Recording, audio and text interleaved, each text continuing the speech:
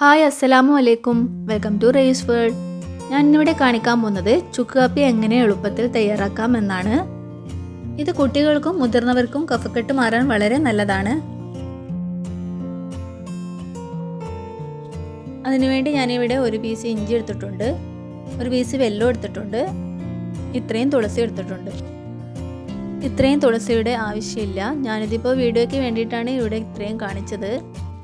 തുളസിയുടെ 4-5 ഇലയുടെ ആവശ്യമേ ഉള്ളൂ. പിന്നെ 2 പനിക്കൂർക്കയുടെ ഇല, 2 അല്ലി വെളുത്തുള്ളി, കുറച്ച് കുരുമുളക്, കുറച്ച് ചെറിയ ജീരകം ഇവയും വേണം. ഇതിൽ നിന്നാണ് ഞാൻ ചതച്ചെടുക്കുന്നത്.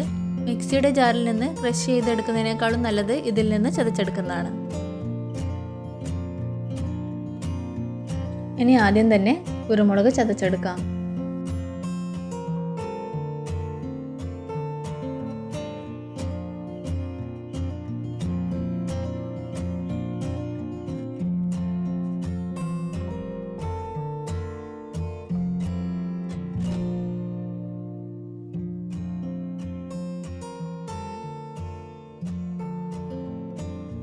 ഇനി ജീരകം ചതച്ചെടുക്കുന്നുണ്ട്.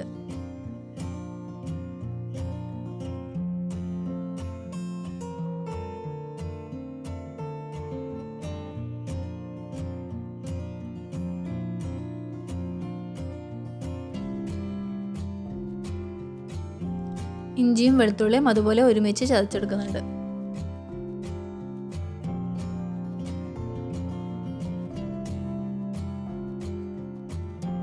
ഞാനിവിടെ ഒരു പാത്രം ചൂടാവാൻ വെച്ചിട്ടുണ്ട്. ഇനി അതിലേക്ക് 3 ഗ്ലാസ് വെള്ളം ചേർത്ത് കൊടുക്കാം.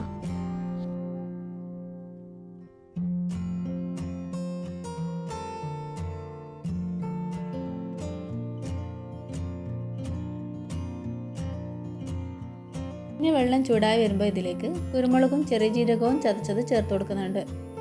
ചേർക്കുന്ന സമയത്ത് എന്നോട് വീഡിയോ ഓണാക്കാൻ മറന്നുപോയി, അതുകൊണ്ടാണ് അത് വീഡിയോയിൽ കാണാത്തത്.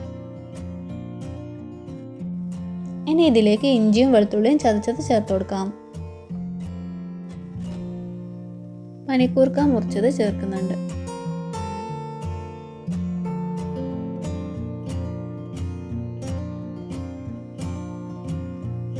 തുളസിയുടെ 4-5 ഇല എടുത്തിട്ട് ചേർക്കുന്നുണ്ട്.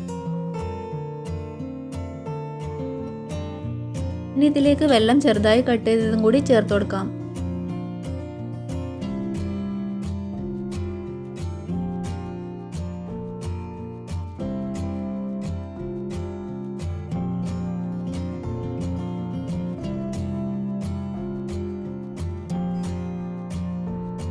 ഇതിലേക്ക് ഞാൻ 1/2 ടീസ്പൂൺ കാപ്പിപ്പൊടി ചേർത്ത് കൊടുത്തിട്ടുണ്ട്. അത് വീഡിയോയിൽ കിട്ടിയിട്ടില്ല. ഇത് കുറച്ച് നല്ലോണം വറ്റിച്ചെടുക്കണം.